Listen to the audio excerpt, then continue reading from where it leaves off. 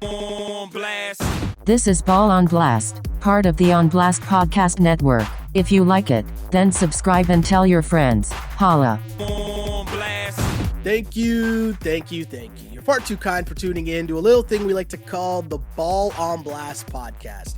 As always, my name is Sheldon Alexander. In this episode of the Ball on Blast podcast, I'm joined by my guy, Andrew Webster. Webby, what is good? Luka! Luka Mania? Are you running wild with Luka Mania, Webby? I'm all the way, 100%, both feet, all in. It's been an incredible run that he's on. And of course, this is the Ball on Blast podcast, which we talk about everything involving the NBA. We hit a little Raptors. We hit you with everything else that's going on in the NBA that's fun on social media. We got, all the big storylines, whether who's getting buckets like Luka, who's winning, who's losing, MVP picks, Melo's back, all that fun stuff going on. Your boy Ben Simmons hitting a three, all types of foolishness. LeBron James doing LeBron James type things. Lots of stuff going on, right? I mean, even your boy Gronk and James Corden joining the Laker girls. Lots going on in the NBA. I don't know about joining the Laker girls, but yeah, they're always out there having fun. I like that. Having a good time. Even Venus out there getting some moves on. Yeah, not mad at that. Absolutely. Never. Lots going on. And of course, this podcast you can find, of course, like and subscribe wherever you found this on iTunes, SoundCloud, Google Play, and on YouTube. Like and subscribe to this, the Ball on Blast podcast, which is part of the On Blast podcast network, where you can get this NBA talk as well as a full Raptors post-game show after each and every Toronto Raptors game. We got you covered. If you like basketball, we got you covered. And also, big news, Webby. You asked me about this a while ago, and now I can say that I finally delivered, because the podcast, the On Blast Podcast Network, is now available on Spotify.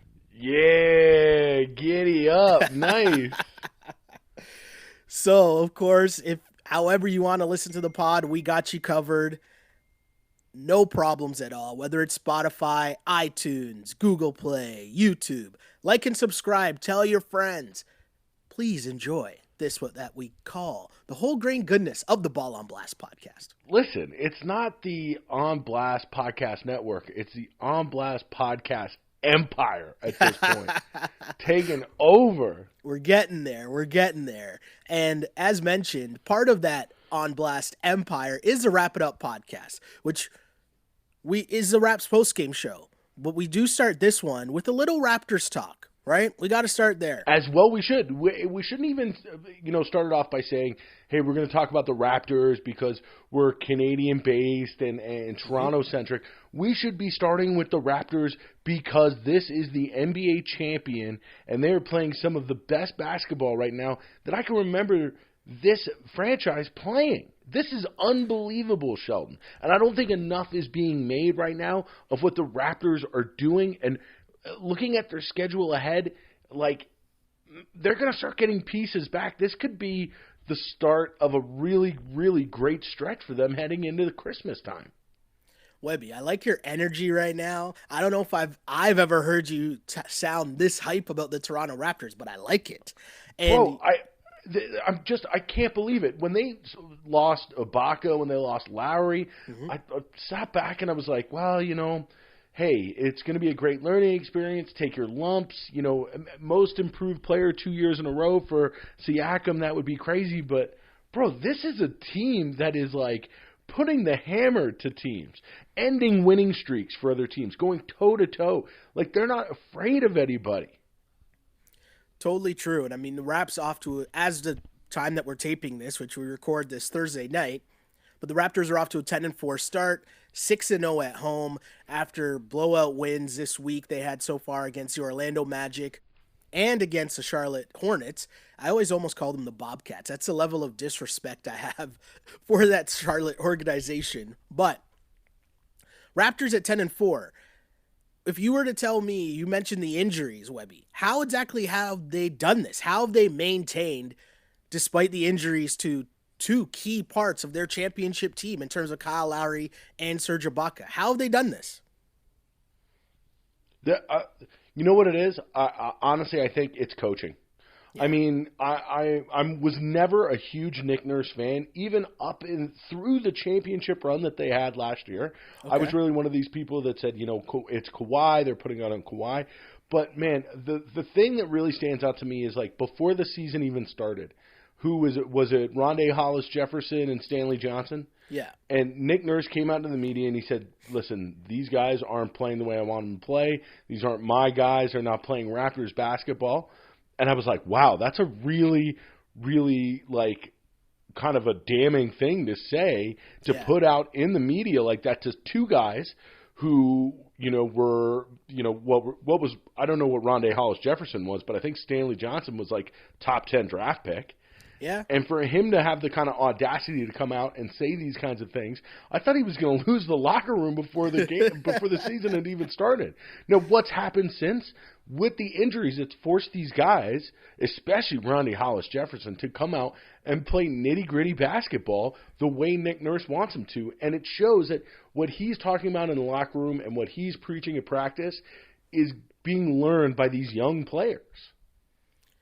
I totally agree. And you mentioned Nick Nurse as being the reason why they've gotten off to this great start. And I agree with you. I think what Nick Nurse has done, but what he's done with, being able to show that this team does have depth. Because I think that was a worry that I had, at least, heading into this season and seeing the Raptors to start off the year where they're going 7 deep. Then the injuries come, which you knew would come at some point. But all along, what Nick Nurse, the message he was trying to deliver in terms of you will only play if you play our level of defense, that paid off. Because what's happened now is, you mentioned it, you got Rondé coming off the bench. He's a dog playing defense, right? He's all over the place. An absolute dog. Like, for a guy who basically Nick Nurse said, this guy's not playing defense, he's not going to get any playing time. For sure. And so now you're seeing that from Rondé, you're seeing that from Terrence Davis, you're seeing that from Chris Boucher, where these guys are coming off the bench and they're all active, and it starts at the defensive end. And once you start your defense and turning that into offense, a game becomes really simple, because you're talking about getting layups and wide open shots and exactly pushing the pace of the game and getting easy baskets. And that's what the Raptors, that's how they want to play from their starting unit, but that has definitely trickled down into the depth that I didn't even really know that the Raptors had. And now you're talking, if you're saying Chris Boucher, Terrence Davis, and Rondé Hollis-Jefferson, that's 3 guys off their bench. Well, if Kyle and Serge come back, that pushes those guys down. You have some people kind of talking about a bench mob 2.0. Are you ready to go that far yet, or no? I'll take you one even deeper. Okay. Whoa. I think that Lowry and Ibaka are still big trade chips for the Raptors. So I started this conversation with Q on one of the Wrap It Up episodes earlier this week, and people started coming at me. And the way that I phrased it wasn't necessarily, you can trade these guys now. The way that I phrased it was, okay, so coming into this year, we all know what was on the table, right? We all know that if things aren't exactly, top 2 seed in the Eastern Conference or whatever, and the right offer starts coming along, you could offer up, whether it's Marc Gasol, whether it's Serge Ibaka, whether it's Kyle Lowry. Like, this isn't a narrative that's being made up right now. This was a narrative from the offseason. Everybody knew that these are all possibilities, right? And all I stated, Webby, the way that I phrased it was, now at least if you were the fan base or if you were the organization and you were kind of worried about, well, what's our organizational depth? What do we look like if Kyle Lowry's not there? Well, you see that Terrence Davis is ready. And he might not be a starting point guard. You don't know what he is going to be fully, like at his peak potential, but he looks real at this moment. And you don't feel as bad about the possibility of, oh no, what happens if we don't have Kyle? Which I think is completely different from the start of this season, no? Well, no, you are absolutely right. But not only that, who is ultimately in charge of the Raptors roster? Masai Ujiri. Masai to God. Masai to God, exactly. And what in what Masai has done through his career with Toronto or elsewhere would give you the inclination that he is ready, willing, and able to stand pat when there are moves to be made and improvements to be made to this team, not only for this year, but for the future. No, you're right. You're totally right. You're totally right. I mean, in Masai, we trust above all. You trust him to make the right decisions at whatever point of the season. But either way, at 10-4 at this point, I'm stunned. I can't lie. I'm stunned at the Raptors start to the season. And also, you mentioned the injuries. I definitely thought that was going to be the start of the downturn. And instead, they've maintained. So my next question, and I think I might know where you're going with this, but can they keep this up? I mean, I'm looking at their next 10 games. Mm-hmm. I mean, like, keep this up for all year. Like, listen, I don't have a crystal ball, but, I mean, just looking ahead for the next 10 games, I'm seeing maybe 1-2 losses before that December 11th game at home against the Clippers. And then after that, I mean, the back-to-back against Boston's going to be tough. That's a good team, but, man, I do see them keeping this up. I really do. And it's like, honestly, I got to say that I was wrong about this Raptors team. I really was. I thought that this season, like, championship hangover, there wasn't going to be much of a defense. I thought it was going to be more of a Dallas Mavericks type of situation. We got over the hump. We got our championship. Let's regroup and build for the future. But obviously, Masai and Nick Nurse and the rest of the roster didn't think that way. They said, let's put this championship line up here and let's defend it. Let's defend the North, as they say. And they're doing just that. Like, this team is unbelievable, man. Yeah, it's unbelievable what these guys have done. And can they keep it up? I don't really know, to be honest. I think that they've shown me a lot with how they've handled the injury so far, which, side note, Kyle is supposed to be reevaluated on Friday. So possibly as you're listening to this podcast, it might have already come out. But Ibaka might be back this weekend, right? Exactly. So they've dealt with the injuries, at least this round of injuries, right? But I'm all about the big boy games, and there's a big boy game coming up on Monday, which we'll get to. There is a very big boy game coming up on Monday. I'll say this, right? So far this season, in what I call the big boy games, they beat the Lakers, and anytime you're beating LeBron, that's a big boy game. That's a big win. No slouch there, right? You almost beat the Clippers, but you lost in Boston, in Milwaukee, and in Dallas, right? So I don't know. I judge things by the big boy game, and you got another one coming up on Monday against your Sixers, and that's how really I rate the season and how the season's going along. They've taken care of business. They've beaten teams that they're supposed to beat. They've blown out teams that they're supposed to blow out, and they look good so far, but I'm about the big boy game, so I want to see what happens then. I don't know if they keep this up. I don't even know what that means. I'm still kind of in my space of I see them. Right now they're in fourth. What did I say? 5-8. Yeah. So I'm clearly wrong, I think, about them being in 8th or 7th. But, as the Eastern Conference is kind of filtering out, what do you think, Webby? What do you think about the Raps and where they stand and how they match up against your Sixers in terms of that big boy game on Monday? Well, listen, I cannot wait for that Monday night game. I mean, that's the Monday night football game is good. I think, what is it, Rams and Ravens? And listen, we can get to Lamar Jackson in our, other talk later on because holy lordy. But that Monday night basketball game is going to be can't miss. Now, what I'm really loving is how competitive the Eastern Conference is. I think we had an idea that there were going to be some good teams. We obviously knew Milwaukee bringing Giannis back. That's going to be a nasty team to deal with. But the Celtics being as good as they are, and honestly, the Heat being as good as they are, what are they, like 10? They're 10-3 as well. So, I'm loving how competitive the top end, the top 6 teams are in the East. But I got to tell you, as a Philadelphian and a Sixers fan, I can't tell you how disappointed I've been in the Sixers early on. Why is that? What do you think's going on, other than Ben Simmons' 3-point shooting? You mean the 100% 3-point shot. That's pathetic, man. Like, they had a standing ovation because my guy hit a three. Come on, Yeah, man. but that's because whack. everybody and their mother goes online and says that, oh, this guy can't be a real NBA player if he can't hit a three. It's still whack. He just hit a three. What a stud.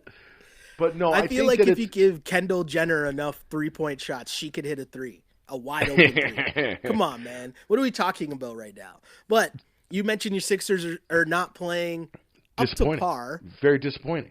And it could be a thing of like you've got to wait till guys like Josh Richardson and Al's been good. Big Al's been really good and doing what he does. Obviously, he's not going to go out and score 20 a game, bring down 10 boards a game, but Al does those little things that we all love him to do. But guys like Josh Richardson that they went out and got in the offseason I thought was going to be a lot better. And the other one is Tobias Harris.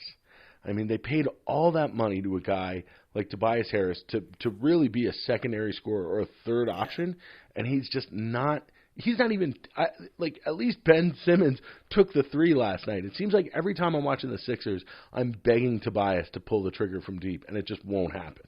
Now, that being said, they're still up. What I think they're tied with the Raps or a game back of the Raps. They're up there in the top 5, and they're going to be the entire year. That's just the talent they have on the team. And then the other big thing that they have is the big man. Joel. The one thing that hasn't been disappointing this year has been Joel Embiid. When he plays, he is absolutely one of the 3-4 best players in the league.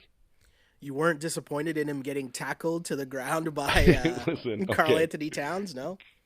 No. Listen, Karl Anthony Towns, that's okay. But not trying to fight Markieff or Marcus Morris. I don't know which one. That's called Well, essentially, Sheldon. hold on. If you fight one, you fight both, right? So 100%. As the guy in the gym parking lot found out a couple of years ago, right? But Markieff or Marcus, not fighting them, that, Sheldon, is called a business decision. Okay? Business decision. I saw that. I think I saw the quote on Twitter. He said essentially like, I'll knock you the fuck out to Embiid or something like that. Yeah, you could see him say it in the broadcast. Yeah, I'm not messing with one of the, because you know where they're from. Where are they from? They're real Philly guys. Ah, okay. Yeah, the Morris twins are 215 all the way live, man. You don't want to mess with those guys. I like that. 215 all the way live. I like that. That's funny too. I like that, people were pulling Embiid away like right away. Yeah, people are trying to hold back Morris, and Morris is just like throwing the RJ, like trying to hold him back. Like poor RJ. Right? Yo, he's a Canadian. He's probably saying sorry. But the other thing that showed me the other night when that was going down was like, okay, so like Karl Anthony Towns is no tough guy, because nobody was trying to get Joel away from Karl Anthony Towns, but everybody on the Sixers had to stand in front of Joel and the Markieff or Marcus. I don't really know. It's Marcus. Okay, it doesn't really matter. They're the same guy. I'm convinced they probably switch teams every once in a while just to see if anyone notices. But the funny part too, there was very minimal, woofing up the crowd by Embiid after that as well. Right? No, exactly. There's none of that shenanigans. There's no Hulk Hogan to the ears, no hyping up the crowd. None of that was going on for some reason. I don't know why. I don't know why, Webby. I don't know. I love watching Embiid play. He's just, when he is going, he's unstoppable. But it's the other pieces around him that need to get going if the Sixers want to fulfill these aspirations of getting to the NBA Finals.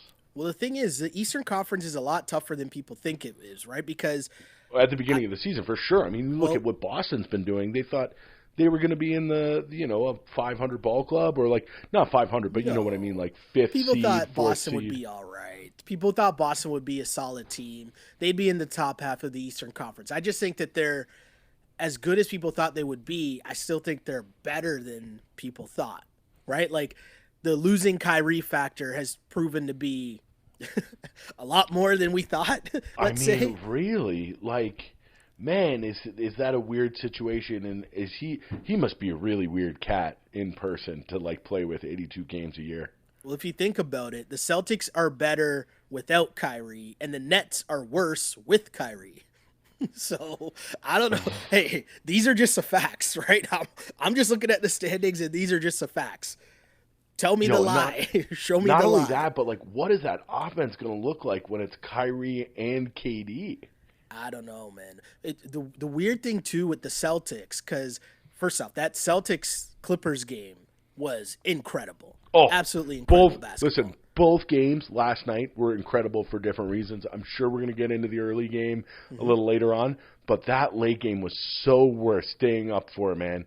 They were going. Oh, yeah. That was like a heavyweight fight. Oh yeah, and the thing too that I was going to bring up was they played a clip where Kemba,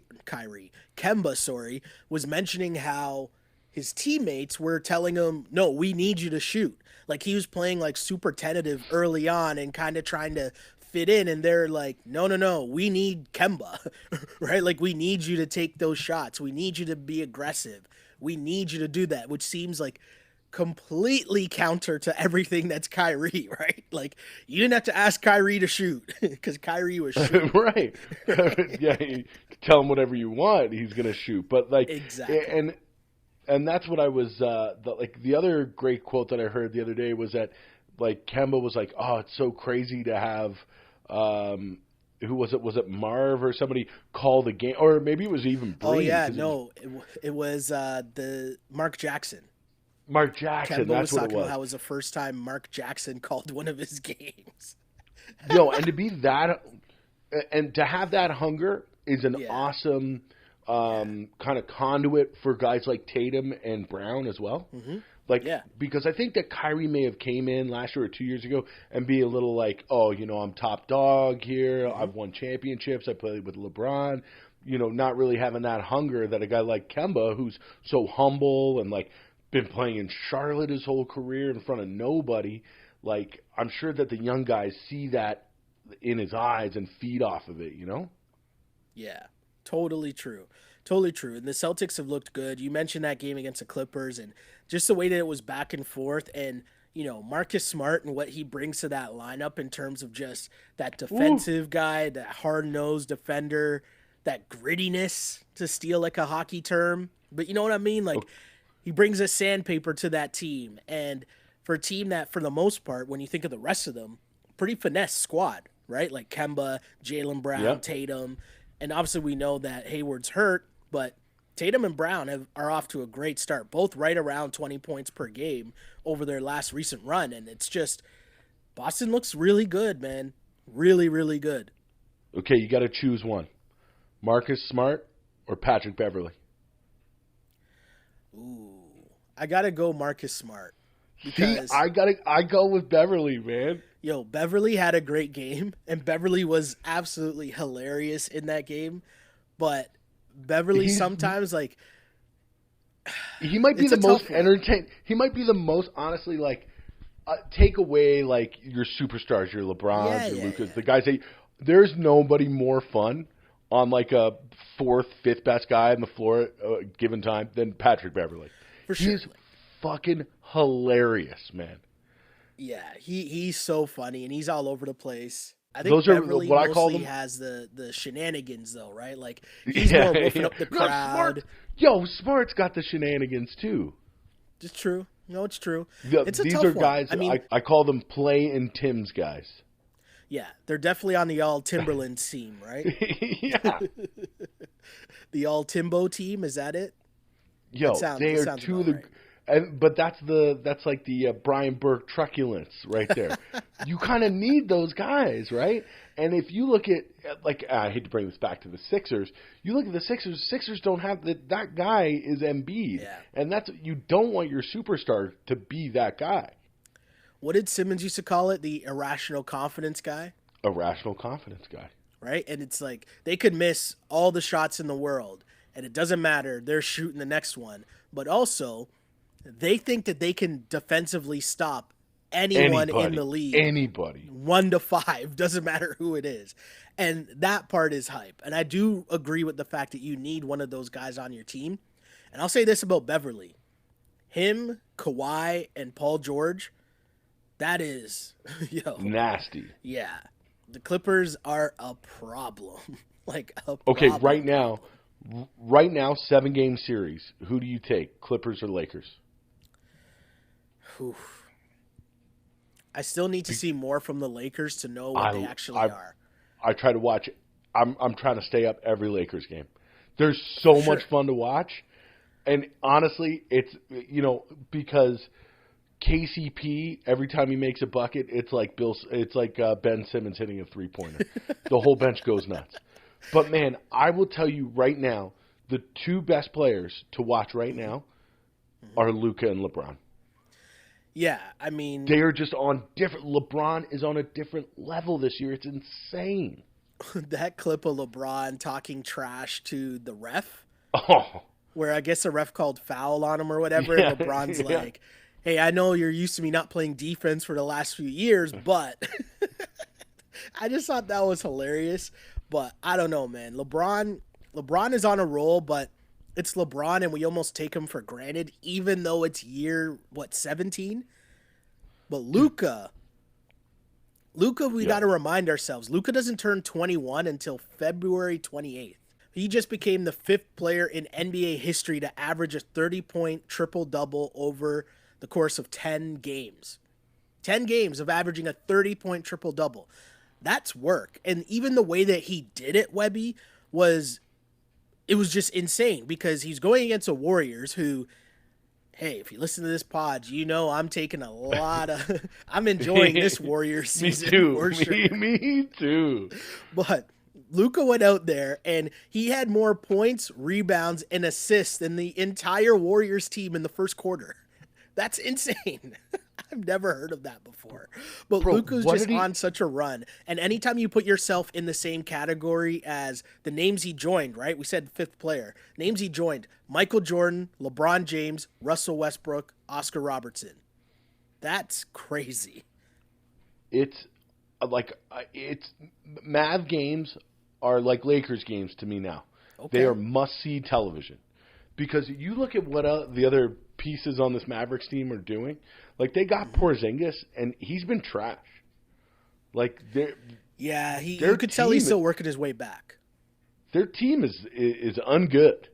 And Luka puts this team on his back. He does. And it's like, bro, the step backs, some of the passes that he's making are unbelievable. And we've been joking for a while since last year, since he came in the league, of like, is he pudgy or white? But like, I've been impressed this year by the athleticism that I've seen from him. Like from a guy that's that size, and like he could be like Jokic, right? I think Jokic is now our pudgy or white guy. But the thing to me with Luka, right, is that he's so mature for such a young kid. And what I mean by that is most superstars in this league, the reason why they're successful is because they're playing at their pace. So even if you're he's starting and going at his own pace and controlling the tempo the entire game, right? James Harden, he's scoring his baskets at his own pace. He's going to get to 35 at his own pace on the step backs, whether he's up faking and driving, but it's at his pace. You can't stop him. Luka Doncic, as you mentioned, he does everything for that team. The rebounding numbers are insane. The dimes are crazy. And you mentioned the step backs. And who he's passing to is beyond me. Who he's passing to is, I have no idea. They have one guy just in the corner. Yeah, they have one guy. Well, no, they have DeLon, right? Yep. And then they have one guy who just stands on the corner and misses corner threes. Oh, I watching the game last night, I don't think guy didn't hit one. They got the other Canadian too, Dwight Powell. Powell, yep. He tosses a couple oops at Powell a night, Yeah, exactly. Like when you're playing with Luka, you can be those chumps and like put up numbers, man. It's nuts. And the other thing is, he's not even playing like his minutes per game. Like they're trying to limit them as much as they can. Like you would think at 20, you could roll him out there for 40 minutes a game. Well, the crazy part about that Warriors game was he was the first player to average to get a 35-point triple-double in under 25 minutes. Yeah, under 25 minutes, bro. They brought him out for the second half, and he went like 3 assist, steal, finish, and then they brought him out. They were like, that's it. It's so crazy. But as this triple-double watch continues, I find it so funny how we're enjoying the Luka triple-double watch. But if I remind people, it wasn't too long ago that we were hating on Russ's triple-double watch and talking about Russ chasing stats. We never were hating on Russ. Hold on, not me, and maybe not you, but there's a lot of people in the basketball world talking about Russ stat chasing to get triple-doubles. And we seem to be enjoying Luka doing it for some reason. I'm just bringing this up. I enjoy everybody. I enjoy everybody going after triple doubles. Please pad your stats. It's more fun that way. Webby, I'm with you, but I'm saying if there's people listening to this right now and they think back and think that they were hating on Russ, but they like Luka, I'm just saying you need to ask yourself a couple other questions here. That's right. Absolutely. Some Mason Rudolph related questions. Whoa. Jeez. I'm not even going to touch that one. The other one, so the thing is, so I was tweeting this the other day too. Yeah. It was like All-Star Weekend. Okay. It's been going on for so long. Okay. We need to shake it up. I need a one-on-one tournament. Oh, wow. I need a one-on-one tournament, and I need the first round to be Luka against LeBron. I want to see those guys play first to 11. You guys try. That's a problem. I want to see LeBron take on Luka one-on-one. Half court would be the fucking best. Well, Luka and LeBron on the same All-Star team, that's going to be pretty cool. But absolutely. But I need the one-on-one. And you throw Harden in there too. Give me a little Siakam. Hold on. We know what Harden's about come All-Star Weekend, okay? And it's not the All-Star game. It's not playing basketball, I'll tell you that. Where is the All-Star game this year? I don't know. I can't even remember. Let me look it up. I need to know. But I'm sure that the talent's going to come to you there. True. NBA All-Star 2020 is in... Why won't it show up on... Oh, Chicago. That's not bad. Not bad. I don't know if Chicago's known necessarily for its gentlemen's clubs. What are you trying to say? Who's going to gentlemen's clubs? What were you talking about? Hold on. Let me roll that back because you know who's from Chicago. You know who's an original Chicagoan. Anthony Davis? Hugh Hefner. Oh, well played. Well played. Putting that one out there for you. So we're talking about Luka, the great start Luka's off to. You're comparing him to LeBron. We're talking about All-Star games. Comparing him to all the greats. Comparing him to Russ. Comparing him to Larry Bird. Comparing him to Magic Johnson. He's just got that. Let me ask you something. Man. Let me ask you something here. Luka's on this crazy run right now. Can he win MVP? You're thinking. Well, so I think that we talked about how sustainable the Raptors start is. Yep. I think the Raptors' good play is far more sustainable than Luka's triple-double and what he's doing. Okay, that's fair. I think Luka is going to come back down to earth, and it doesn't mean that he is not one of the most entertaining players in the league. But I don't think, unless he does, well, I mean, we saw Russ average another triple-double. What was it last year? And wasn't even mentioned for MVP. Yeah, it's insane how that went down. So I don't know if the triple-double necessarily gets him there. I would think that the Mavs have to be really good. At least make the playoffs, maybe finish above 500 would be a start. But I mean, if LeBron stays healthy and the Lakers keep playing like the way that they're playing, I think that one of our predictions is going to become true. Whether it's going to be Davis wins the MVP or LeBron will. Okay, so that's a full season MVP. Cool. But if I say teams are around the 15-game mark of the season, average, right? Rough average. Who's the MVP right now? Do you give that to Luka or is that Bron? And we haven't even talked about Harden. Well, Like my pick is Harden. Harden's averaging 40 points a game. It's Yeah. incredible. It's like the first time. Well, that would be the first time since what? Will averaging 40. It's and insane. They've been on a roll too. I mean, he's had a few off games, so his average is just over 38 points per game right now. Oh, okay. So, jeez.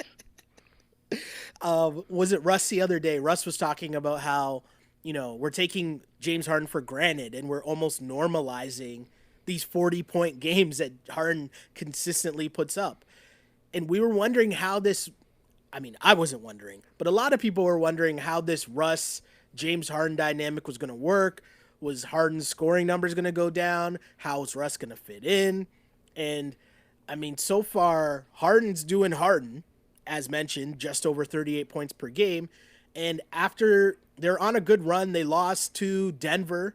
Denver leapfrogged them in the standings, and now you have Denver at 2, Houston at 3. But 11-4 starts the season for the Rockets. Is James Harden your MVP? No, it's so tough. It's like just under 40 a game. But then look at the East. That's insane. But then look at the East and look what Giannis has been doing, man. Still, man, 38 points per game, Webby. Like that's not real numbers. That's video game numbers. Like, people don't do that. That's not even video game numbers. That's video game with the level turned on easy numbers. Like, think about this. You mentioned Giannis, okay? Imagine James Harden averaging 8 full points more per game than Giannis. 8. Nuts. That's a lot of points. It's crazy. Now, what do you think he finishes the year at points per game wise? It's so weird because I think Houston needs him to get buckets. Like, that's just what James Harden does. And people were wondering if Russ was going to mess that up. And just in terms of Russ taking his shots, but Russ is still getting his shots. Russ isn't even shooting well, but Russ is still getting his shots up, and it's not affecting James Harden's scoring at all. So do I see him averaging over 35 this year? Yeah. Could it be closer to 40?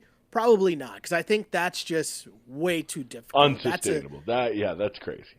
That's a toll on the body that in this modern NBA, especially where there's, so much talk about rest and load management, not that Harden does that, but that takes a lot of energy to do that night in, night out. And at the pace of play that the NBA games are played at now, yeah, I don't know. To put up 40 a night, enjoy the ride for sure, because it's a crazy ride that Harden's on, but he can't sustain 40 points a night. It's nuts that we're even talking about somebody scoring 40 points per game for a whole season, man.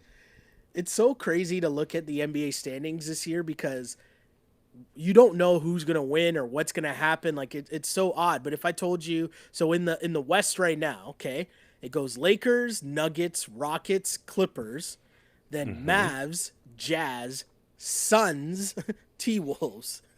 Like, the Phoenix Suns have been a great story this season. And then even if you go to the flip side and go to what's going on in the East, the Pacers still holding fort without Depot.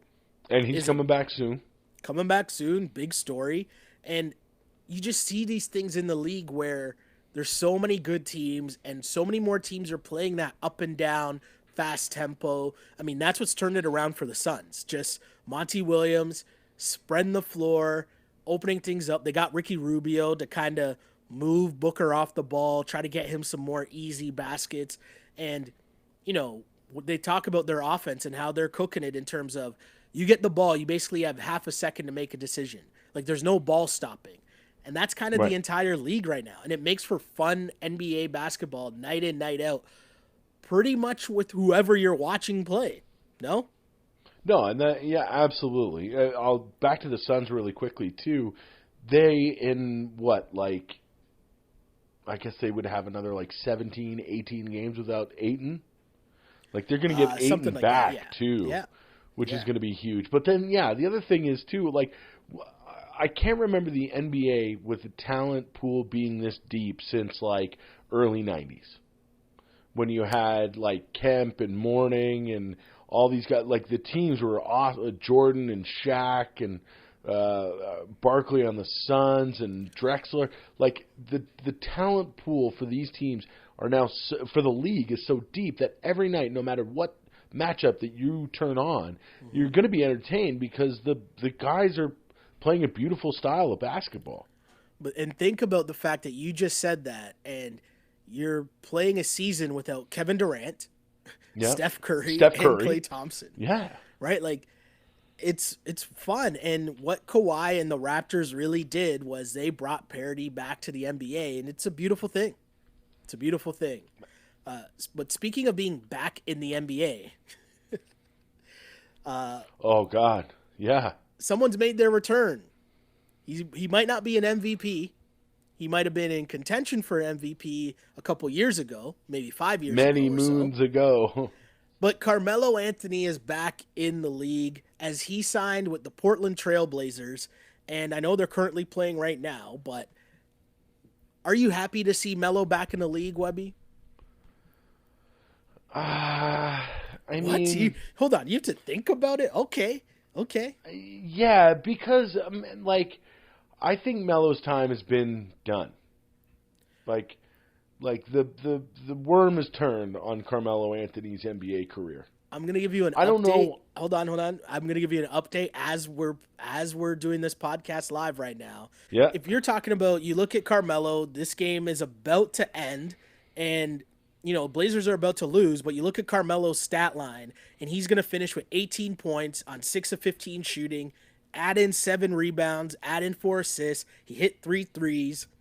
I mean, to me, I'm just happy to see Melo running back down the court after hitting a 3 and banging the 3 fingers into his temple. Yeah. Like, I like seeing that in the NBA. I'm happy for Melo to see Melo back because I know it was self-inflicted how he ended up out of the league in terms of not being able to adjust to not being the man anymore. But yeah. I still wanted to see him go out a different way, so I'm glad he's getting another opportunity. Is he going to stick with this team for the entire year? So does he finish out the season? His deal is only guaranteed, like it's partial guarantee that I think he gets if he remains on the roster through January, if I'm not mistaken. Mm-hmm. So, I mean, here's the problem. The Blazers need someone. Then the Blazers need bodies. Yeah. So right now, McCollum is carrying the load because Damian Lillard is hurt right now. So he's missed the last 2 games. And Melo's played in those 2 games, started in those 2 games. And they're letting Melo cook. Like, it's not like they've eased him in. Well, they don't really have another choice, right? Like, they don't have much other scoring outside of McCollum. Like, Hassan Whiteside ain't it, Chief, like... Even if you look at this game, and McCollum with 37, but off the bench, it's Skal Labissiere with 22 points. Oh, that's a name I haven't heard in a long time.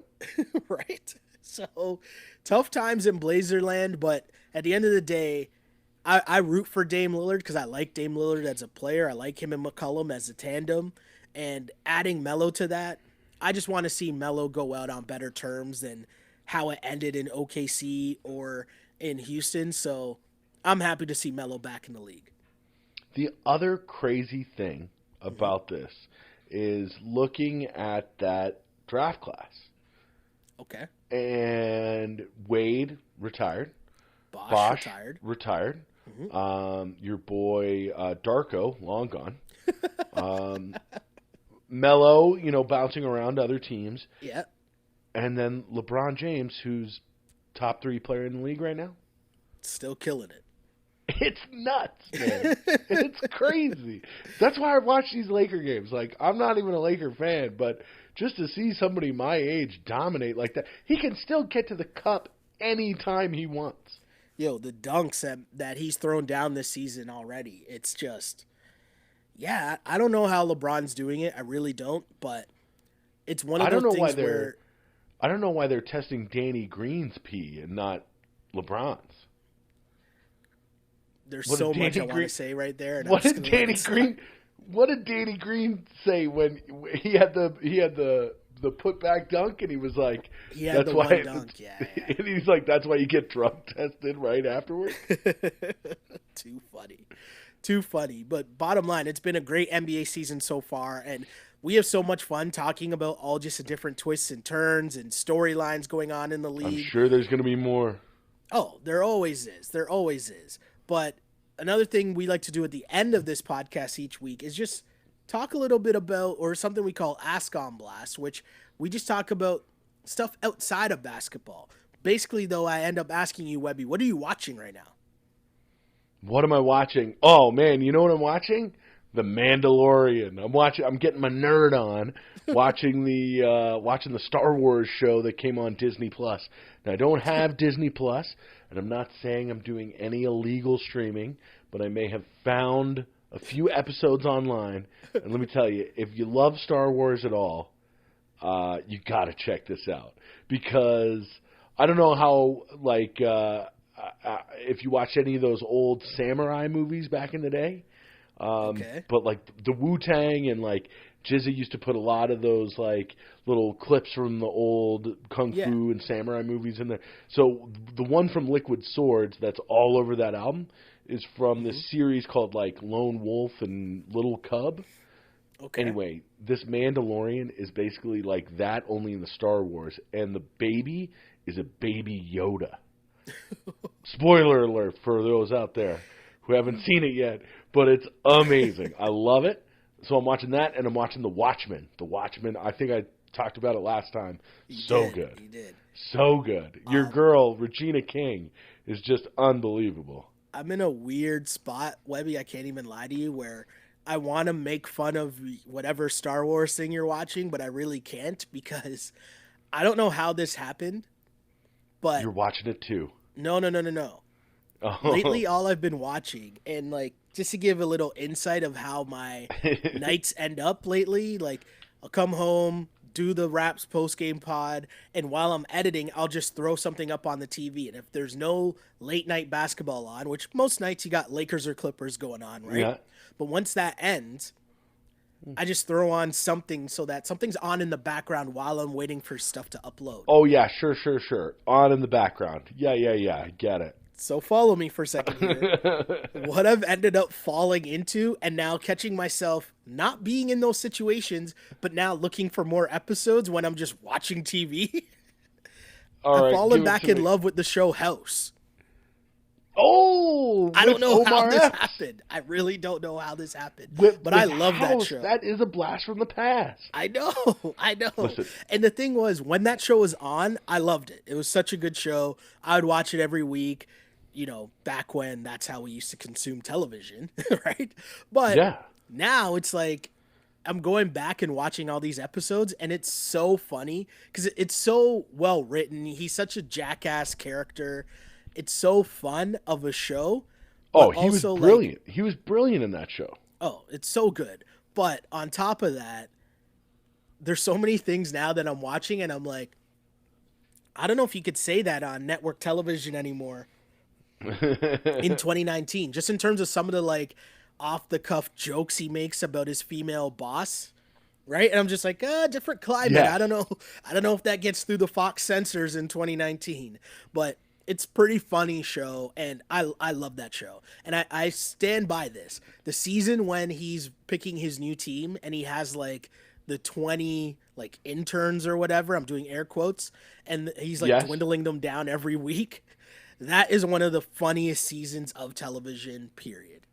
And also, every time I see Olivia Wilde, I think of Bill Simmons because of the great, prediction that Bill Simmons made way back when, whatever season that was of the OC. Do you know what I'm talking about?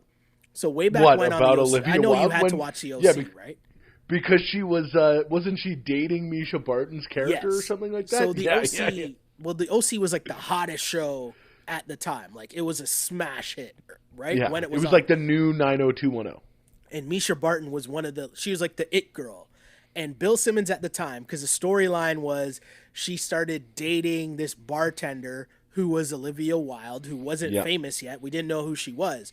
But at the time, Bill Simmons, I remember this saying, like, how mesmerizingly beautiful Olivia Wilde was, and that he predicted that she would have a better career than Misha Barton, which made no sense at the time because here's this actress we'd never seen before, and Misha Barton was the hottest thing moving at that time. And then fast forward. And now Olivia Wilde is like directing movies and yeah. bona fide like superstar. I remember when the All-Star game was in Toronto, through work and all that, like I went to the All-Star game, but I remember one of the people like I was most excited for when I was like, oh, there's whoever was Olivia Wilde, and she's dating or married to Jason Sudeikis, right? Yeah, I remember I was like, oh, that's cool. I want to say he's an Oklahoma guy, but he might be a Kansas guy. Okay. Well, but he's from around there. Either way, TV watching, Dr. House, I'll always recommend that for people to watch, or I'll prescribe that. Hey, see what I did there? I see. But one more thing. So not TV, but movie. Okay. I got a good one. Now, listening. Okay. I don't know where you're at with things like subtitles in foreign movies. No, I'm okay. But the best movie I've seen this year, called Parasite. Okay. Same director. You ever see Snowpiercer? No. The South Korean guy. It's a South Korean movie. Okay. And it's about a poor family and a rich family. And the poor family kind of infiltrates the rich family. Mm-hmm. And then something happens. And it gets awesome. I thought you were going to say weird. Well, it does definitely gets weird for sure. Fair enough. It is sick. I can't recommend it enough. It's definitely going to be nominated for Best Picture. Okay. So well, go on blast recommendations. That's what we got. We're recommending House and Parasite.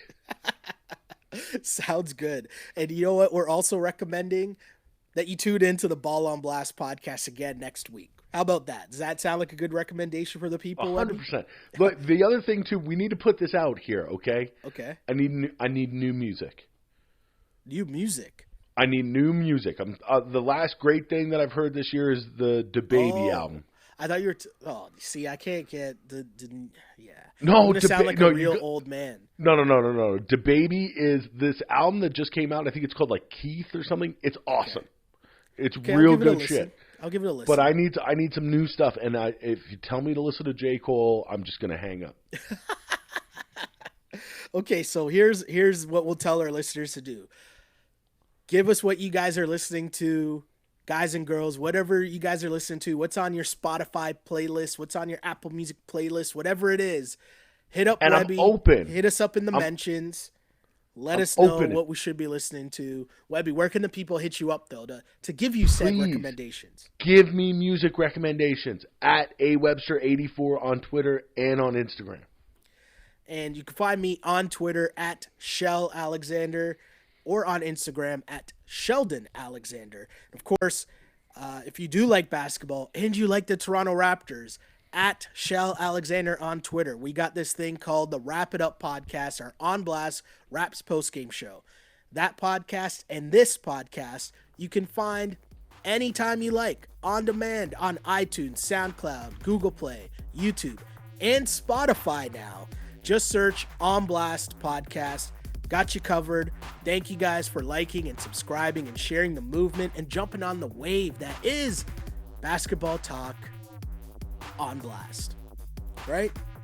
I need to know who's had the hottest take on the Raptors podcast. Who's had the hottest take? I don't know. Who's had the hottest take? The takes are hot, man. You gotta come in the comment section on YouTube. It's a thing, man. It's a thing. There are people in there. People are not holding back. I love it. They don't like when we say trade Lowry, right? No. Oh, no. They're trying to win another championship. They're trying to repeat as NBA champs right now. And hey, I'm just saying, hey, let's just play it out and trust in Masai. Let's play it out. Trust in Masai, man. But as always, my name is Sheldon Alexander, and I used to pray for times like this to rhyme like this. This is the Ball on Blast podcast. As always, unpolished and unapologetic. Until next time, see ya. Peace. This is Ball on Blast, part of the On Blast Podcast Network. If you like it, then subscribe and tell your friends. Holla.